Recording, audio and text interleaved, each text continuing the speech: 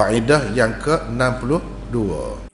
Ba'dul asma' al-waridah fil Qur'an idza ufrida dalla 'ala al-ma'na al-munasib lahu wa idza qurina ma'a ghairihi dalla 'ala ba'd al-ma'na wa dalla ma qurina ma'ahu 'ala baqihi.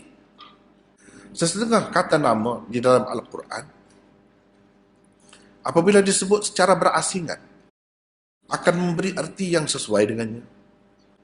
Apabila ia disertakan dengan kata nama yang lain, ia hanya menunjukkan sebahagian daripada maknanya sahaja. Maknanya yang sebahagian lagi pula diberikan oleh kata nama yang disertakan bersamanya. Ini mustahak ni. Kalau tidak jadi kaedah. Orang-orang yang nak memahirkan diri dia dalam bidang tafsir, dia kena tahu semua kaedah ni. Barulah dia boleh beza.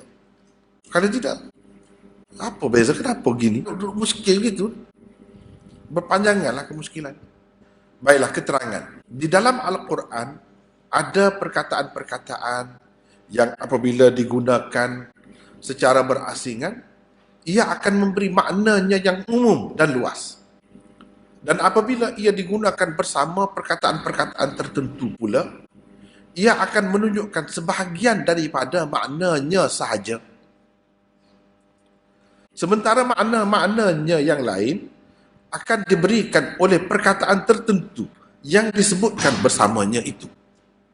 Dia ada gitu kadang-kadang. Kalau dia sebut suku, dia saja sebut. Dia memberi maknanya sepenuhnya. Makna yang ada pada perkataan itu sebanyak mana? Sebanyak itulah dia beri. Tapi kalau ada perkataan-perkataan tertentu disebutkan bersama dia dalam ayat tu, perkataan lain yang ada kesesuaianlah dengan dia, maka perkataan pertama tadi tidak memberi makna sepenuhnya kepada makna asal dia sepenuhnya. Dia bagi makna separuh saja. Dan yang separuh lagi tak bagi itu, dia disebutkan bersama dia, itu yang cover. Itu yang bagi makna. Sebenarnya perkataan dalam bahasa Arab ada dua macam. Pertama, perkataan yang menunjukkan satu makna tertentu sahaja. Makna tertentu saja. Tidak kira sama ada ia disebut secara berasingan atau disebutkan bersama perkataan lain. Kedua ialah perkataan yang apabila disebut secara bersendirian dalam ayat, ia akan memberi maknanya yang lengkap. Dan jika ia disebutkan bersama perkataan lain yang hampir sama arti dengannya, maka ia akan menunjukkan sebahagian daripada maknanya sahaja. Adapun makna-makna yang lain, maka diberikan oleh perkataan yang disebutkan bersamanya itu. Jadi kita kena contoh lah baru nampak. Kalau tak contoh payah nak nampak tu. Tapi sebenarnya jelas dah. Kepada orang yang dah selesai masalah ni, dia nampak dah. Cuba tengok. Lihat contoh-contoh pada beberapa firman Allah di bawah ini.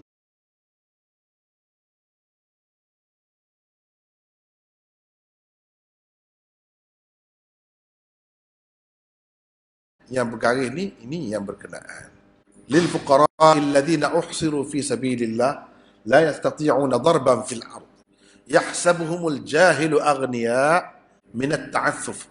Ta'rifuhum bisimahum la yas'aluna an-nasa ilhafa. Wa ma tunfiqu min khairin fa innallaha bihi 'alim. Maksudnya berinfaklah kepada orang-orang fakir yang terikat oleh jihad di jalan Allah. Mereka tidak dapat berusaha di bumi. Orang yang tidak tahu menyangka mereka orang kaya kerana memelihara diri dari meminta-minta.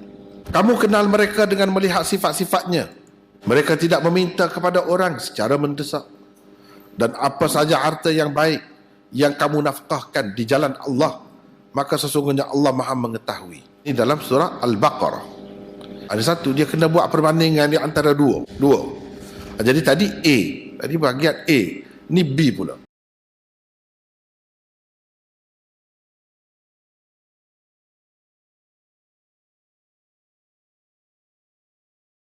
Jadi yang kita hendaknya di sini, ini kan dua contoh ni. Sini fuqara, satu saja.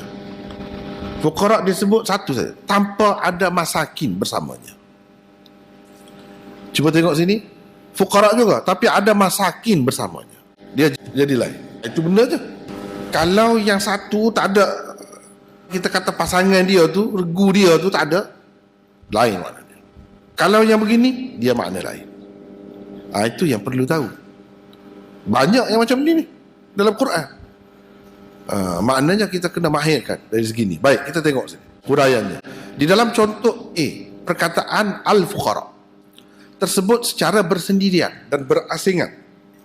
Tidak disebutkan bersamanya perkataan al-masakin sebagaimana dalam contoh B. Maka menurut kaedah ke-62 yang sedang dibincangkan sekarang, perkataan al-fuqara di dalam contoh A memberi artinya yang lengkap dan sempurna. Ia merangkumi makna al-fuqara dan juga al-masakin, kedua-dua sekali. Dalam ayat A tu, contoh A tu, sebut fuqara saja, dia merangkumi fuqara dan masakin, dua-dua sekali. Kedua-dua makna yang ditunjuki oleh dua perkataan itu ada di dalamnya. Apa maknanya? Kita kena tahu dulu makna fakir saja tu apa. Fuqara jamak fakir, masakin jamak miskin. Jadi fuqara tu apa dan miskin tu apa? Secara terpisahlah, secara terpisah. Makna fakir ialah orang yang amat sengsara hidupnya, tidak mempunyai harta dan tenaga untuk memenuhi penghidupannya, untuk mencari rezeki lah. Penghidupan, bukan kehidupan, untuk penghidupan, untuk rezeki, mendapatkan rezeki. Makna miskin pula ialah orang yang tidak cukup penghidupannya dan dalam keadaan kekurangan. Itu saja. Maknanya miskin tu lebih ringan keadaannya daripada fakir. Fakir tu lebih teruk lagi. Lebih teruk lagi. Itu orang panggil fakir ni. Lebih teruk lagi. Miskin ni atas lagi pada dia. Dia tidaklah sampai ke tahap tu. Tapi bila di dalam ayat Quran sebut fuqara sahaja, tak ada masakin, perkataan fuqara tu merangkumi kedua-duanya. Kedua-duanya. Dia tidak memberi satu makna yang asal dia. Tidak begitu. Itu benda kena faham tu.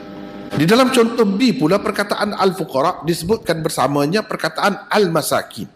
Maka dalam keadaan ini, al-fuqara memberi makna fakir sahaja. Fakir seperti tadilah makna dia. Dan masakin pula memberi makna miskin sahaja. Maknanya, untuk nak bagi zakat ni tidak nanti yang teruk sangat. Orang kata bahasa Melayu tak boleh, miskin tu perpinjam bahasa Arab. Melarat sangat. Tidak macam tu. Tidak melarat sangat pun boleh dah bagi. Miskin, tahap miskin tu pun boleh bagi dah. Tak perlulah sampai ke tahap fakir baru boleh bagi zakat itu. Itu maksud dia. Itu maksud dia. Adapun yang pertama tadi, memang fakir sungguh, tapi dia ni orang-orang yang afif, orang yang bermaruah. Dia tak bagi nyata keadaan dia susah tu. Senyum saja. Orang nampak dia macam kaya sebab dia tidak suka meminta. Dia senyap. Dia susah macam mana pun dia senyap. Ada yang macam tu. Siapa ni? Kalau di kalangan sahabat dulu, puak-puak muhajirin, ramai macam tu. Dia siap, dia sabarlah. Dia puasa, dia apa. Tapi kalau kamu tengok kan, kamu akan kenal dia sebenarnya. Kamu akan kenal. Iaitu dia jenis tidak meminta-minta dengan orang. Tak suka meminta. Ni fuqara. Padahal dia tu teruk sangat. Tapi di sini bukan maknanya teruk sangat tu. Sebab dia sebut satu saja kan, merangkumi juga al-masakin. Di sini merangkumi juga al-masakin. Adapun yang kedua ni, dia sebut dua. Maknanya kita kena faham, ni makna yang pertama, al-masakin makna yang kedua. Tapi kedua-duanya berhak juga mendapat zakat tu. Cuba tengok, makna dia jadi lain. Padahal dalam yang pertama tu, fuqara merangkumi kedua-dua sekali. Merangkumi yang teruk sangat dan yang kurang teruk pun termasuk juga. C, ni contoh pula.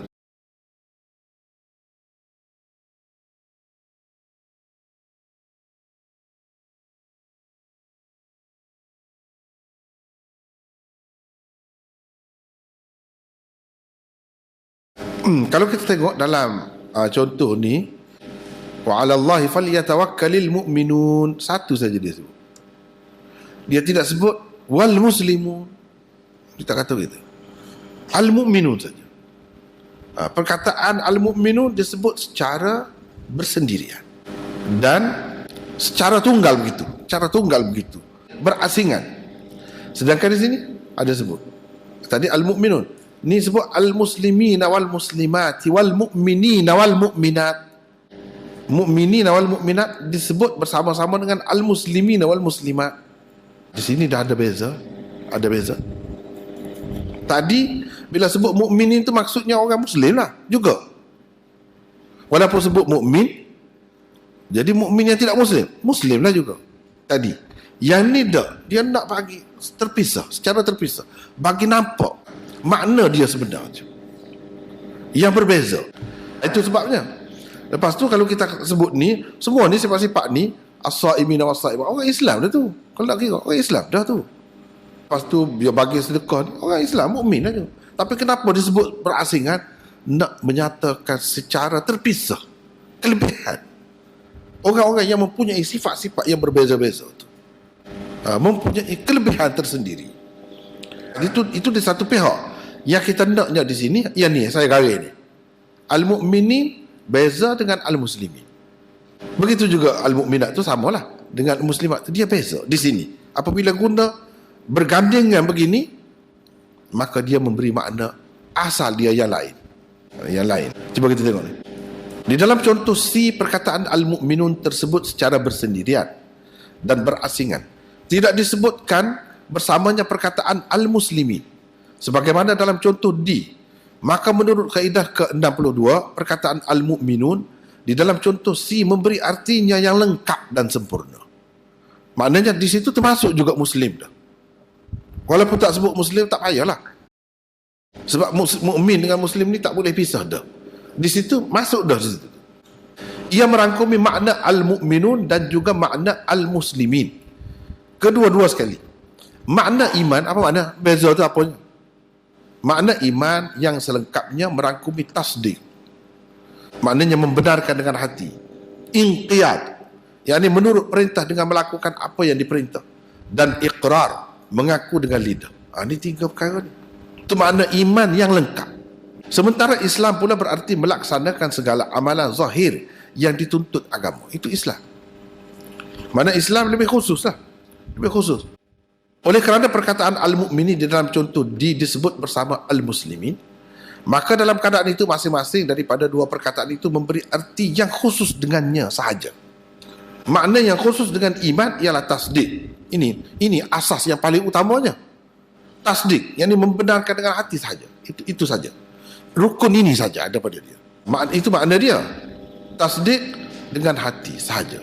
Itu betul-betul asas. Kalau mengambil kira iqrar bil lisan dan amal bil arkan, itu sudah melibatkan Islam dah tu. Islam tu. Orang nak masuk Islam suruh mengucap. Mengucap tu ucapkan dengan lidah, iqrar. Kita bersolat, bukti solat tu rukun Islam, rukun iman, rukun Islam. Itu berkait dengan Islam, lebih berkait dengan Islam. Yang ni yang berkait dengan zahir. Amalan zahir, itu Islam. Iman berkait dengan amalan batin, hati. Dia jadi terpisah di sini apabila disebut dua sekali. Tapi kalau disebut al-mu'minun saja, sebenarnya masuk kedua-dua. Mukmin itu bukan mukmin yang percaya dalam hati saja tak buat amal, bukan. Gitu maksudnya. Jadi kita kena faham lah. Bila sebut mukminun saja, sebenarnya dia merangkumi semua. Tapi kalau sebut dua yang dekat makna dia, maka dia pergi kepada makna yang lebih utama dengan dia. Dan makna yang tidak lebih utama diambil oleh yang satu lagi. Gitu maksudnya. Diambil oleh satu, diberi oleh yang satu lagi. Maknanya mukminun amalan hati, iman. Muslimun amalan zahir. Gerak-gerik kita, solat kita, puasa kita, semua tu. Itu amalan zahir. Dia memberi makna setakat amalan zahir saja Islam ni di sini dalam ayat D ni. Iman dia memberi makna kepercayaan dalam hati saja, itu saja, terpisah. Tapi yang pertama tu bila sebut al-mu'minun saja, dia merangkumi kedua-duanya. Bukan makna orang yang percaya dalam hati saja tak buat sembahyang apa semua, tidak begitu. Ini benda kena faham ya. Kena faham tu. Jauh benar lah kena faham. Banyak akan bertemu. Kadang-kadang kita tak sangka. Kita ingat kan? Ada. Beza tu. Begitu juga kalau dia sebut di tempat lain al-muslimun saja. Bermakna dia merangkumi al-mu'minun juga. Sebab muslimun tanpa mu'minun tak jadi. Salat saja, tak ada percaya dalam hati, tak jadi. Dia merangkumi. Bila sebut al-muslimun saja, bermakna al-muslim, makna yang terkandung dalam al-muslimun dan al-mu'minun maksud sama. Gitu. Macam di sini, contoh tadi, al-mu'minun. Dalam al-mu'minun dah masuk dah juga makna al-muslimun. Sebab apa? Sebab dia sebut satu saja. Tapi kalau sebut bergandengan dengan al-muslimin, al-mu'minun tu, dia memberi makna suku-suku. Tapi kedua-dua tu ada sekali. Makna dia tu terpisah. Baik. Perkataan al-bir dan at-taqwa. Apabila masing-masing daripadanya digunakan berasingan, akan memberi arti yang sama. Artinya ialah menjunjung segala titah perintah Allah dan menjauhi segala larangannya. Tetapi apabila kedua-duanya digunakan bersama, maka arti yang diberikan oleh kedua-duanya adalah berlainan dan berbeza. Maka kena perhatilah. Kalau ada kamus Quran, boleh tengok perkataan albir. Duduk di mana? Albir kali ini sebut berasingan ke? Satu dia saja ke sebut bersama dengan takwa? Kalau sebut berasingan, makna dianya albir itu merangkumi makna dia sendiri dan juga makna takwa. Sama saja. Tapi kalau sebut bersama dua begitu, albir makna lain, takwa makna lain. Cuba kita tengok sini. Contoh perkataan albir yang digunakan bersendirian, tidak bersama-sama perkataan at-taqwa. Di dalam firman Allah ialah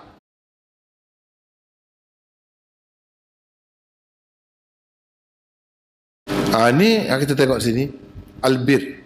Tak ada at-taqwa kan bersama dia tu, albir saja. Perkataan albir di dalam ayat ini sama saja dengan arti at-taqwa, kerana ia telah digunakan secara berasingan daripada perkataan at-taqwa. Jadi masuk dalam takwa pun. Dan makna dia jadi sama. Maknanya kalau kita kata sini kan, kamu tidak sekali-kali akan dapat mencapai hakikat takwa, tempat kebajikan. Tempat kebajikan dia albir, kita letak takwa. Boleh. Sebab makna dia sama. Makna dia sama. Sebab apa dia sebut secara berasingan. Adapun kalau kedua-duanya digunakan bersama, maka artinya akan berlainan. Arti masing-masing daripadanya akan terhad dan terbatas. Dia akan jadi, makna dia terhad dan terbatas. Contoh kedua-duanya digunakan bersama dapat dilihat pada firman Allah berikut.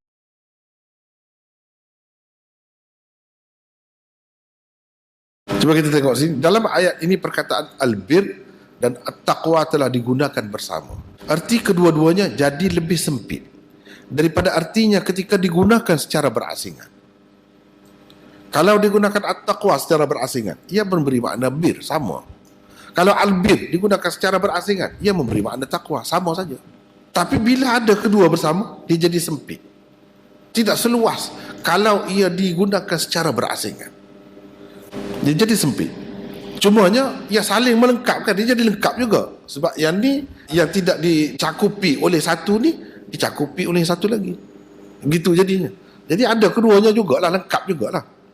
Cumanya dia tidak lengkap dengan satu perkataan sahaja. Ketika itu. Arti albir sekarang ialah segala ucapan dan perbuatan yang disukai dan diredai Allah, baik zahir maupun batin. Itulah albir. Dan arti at-taqwa pula ialah meninggalkan segala perkara yang diharamkan oleh Allah bila disebut dua ni. Dia jadi makna begitu. Albir tu maknanya segala ucapan dan perbuatan yang disukai dan diredai Allah. Sama ada zahir ke atau batin, tak kira lah. Itu albir. Taqwa, meninggalkan segala perkara yang diharamkan oleh Allah. Tak semasuk buat sini. Meninggalkan saja. Itu taqwa. Adapun albir, buat. Albir mana arah positif. Taqwa mana tak buat. Padahal kalau asal dia, kalau dia bersendiri ada satu saja, kedua-dua tu ada dalam dia tu. Taqwa tu maknanya buat dan tinggal juga. Tiba-tiba di sini mana tinggal saja. Tinggal apa yang Tuhan larang.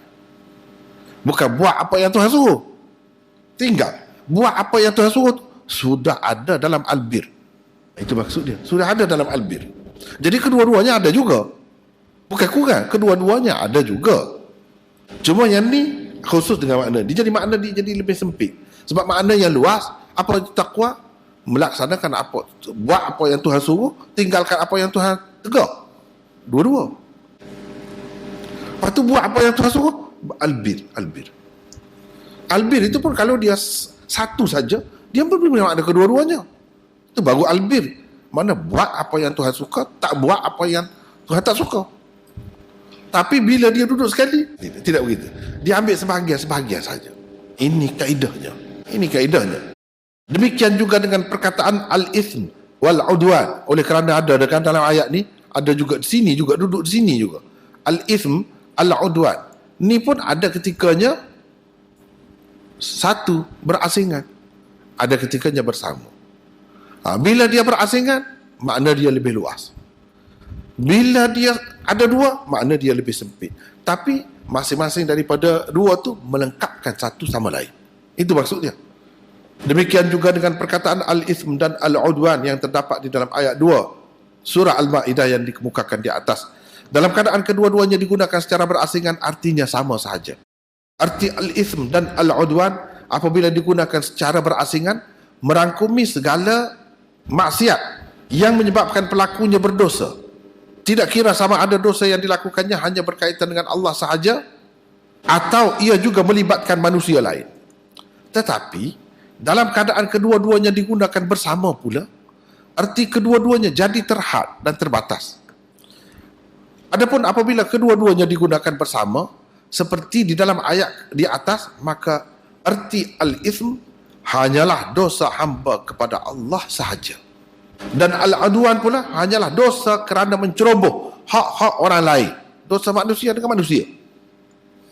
Kerana berkait dengan manusia. Bukan menceroboh hak Allah, tetapi menceroboh hak manusia. Itu makna al-udwan. Dan al-udwan pula hanyalah dosa kerana menceroboh hak-hak orang lain. Sama ada berkaitan dengan darah, harta benda atau maruah mereka. Mana al-udwan berkait dengan dosa kita dengan manusia. Kerana kita menceroboh hak manusia. Al-ithm kerana kita menceroboh hak Allah. Itu kalau dua.